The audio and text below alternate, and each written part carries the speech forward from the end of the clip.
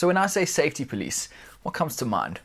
I know for a lot of content creators, it's a very short, limited conversation with a person who's worried more about the safety concerns of a random stranger than the art form that's being displayed in the video. Now, one of the reasons that I'm talking about the safety police is I did a concrete countertop video a while ago, and the video did really well and a lot of people really enjoyed it. But there was a group of people who were unhappy about the fact that I mixed the concrete with my bare hands. Now, my immediate reaction is to say the right thing to do would have been to have worn gloves, and I really should have worn gloves, and the proper thing to do would be to wear gloves.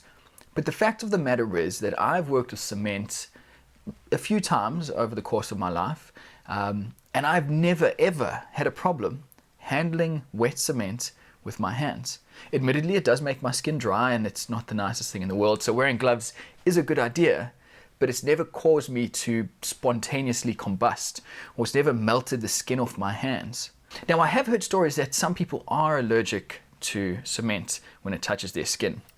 I've spoken to a good friend of mine who's a builder, and he said there are some people who do have reactions to cement products, but it doesn't happen to everyone. Now, where it gets me is that in the comments there are possibly 25% of the people all saying that I should be wearing gloves because otherwise it's going to burn my skin. Now, I would like to know how many of those people have either had experiences themselves or experiences from other, but most importantly, how many of those people have actually researched the fact that concrete or cement products actually burns your skin. So this brings it back to my original point about the safety police. Is there actually a real need for this, and are those people out there that are commenting on these potentially dangerous situations, are they actually getting through to people, and are they justified in what they're saying? One of the biggest issues that I see is that a lot of the time it feels like the people who are making these comments, while the comments are often extremely just, and I'm not saying that they shouldn't be concerned, but a lot of the times the people are missing the point of the video. In the example of my concrete countertop video, I made this amazing thing, and 25% of the people commented not on the fact that it was a great countertop and there were safety concerns. I had people literally just pointing out the fact that I was using concrete with bare hands and that was wrong. So it's like they've missed the entire point of the video altogether. I recently watched a video about a log splitting device called a Stickler, and I've never seen this before. This thing is terrifying. It's like a cone spiral, basically like a giant drill bit that you push a log onto, and it pulls the log in and slowly splits it open. And what a lot of guys do is they attach this to the hubs of a car wheel, lift the car up, turn this thing and push the log on, and it breaks it open. Now you can imagine what would happen if your leg was to get just thinking about it turns my stomach. Now, for someone like me, I watched this video and thought, that's incredible, what a cool piece of technology. The amount of comments from people just mentioning the fact that it's a death trap waiting to happen really shocked me. The guy in this video went to great lengths with kill switches, and you could see that he knew what he was doing. He's been doing this for a while, and it clearly wasn't something that he was too worried about. Yet the people commenting seemed to miss the entire point of this guy's video. Now, obviously, I appreciate the fact that what he's doing is very dangerous, and for me personally, I probably wouldn't do it. But I can't believe that people making those type of comments about safety concerns are going to have an impact on that guy's life or on that guy's future videos. I'd love to see a statistic of just how many people have turned away from their deadly endeavors by the comments that people have left in the videos. I think the reality is that the safety police have got a really bad name over the years.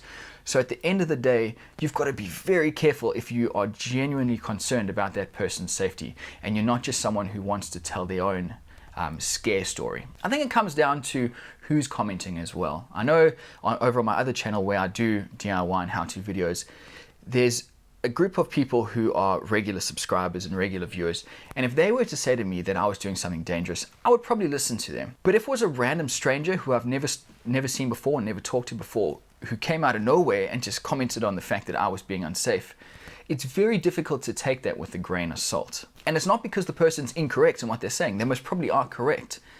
But if you've had nothing else to say to me except to point out the flaws in what I've been doing, It's a real big pill to swallow. So I want to leave you guys with a question. Where does personal responsibility start? Now, I'm not talking about the YouTube terms and services where they say you can put out this type of video and that type of video. I'm talking about you as a person. Where does personal responsibility start for you? Because at the end of the day, if I go onto YouTube and I watch a video of someone setting their hand on fire, I cannot, in good faith, as a sane, moral person, go and set my hand on fire and then blame YouTube. And I'm not talking about from a legal standpoint. You know, this is not to do with the terms and services and what YouTube says is okay and what YouTube says isn't, and who you're going to go to blame and all that. I'm saying if you legitimately look at something and think that is a bad idea and go ahead and do it, where does that personal responsibility lie? I'll go back to the previous video with the Stickler.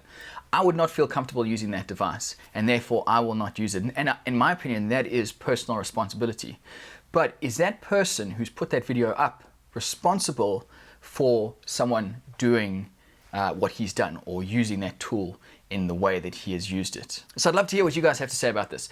I think it definitely splits into two categories, the content creators and the content consumers. From a creator's perspective, this is I would assume generally an annoying thing that you have to deal with. But I'd really like to hear from someone who consumes media, what's your thoughts on it? Because you're the better judge in this case. So thanks again for watching, guys. If you enjoyed this video, go ahead and click that thumbs up. And if you haven't subscribed already, be sure to, because I'm going to be releasing a lot of these videos and I'm really, really keen to hear what you guys have to say about it. So thanks again, and I'll talk to you guys soon.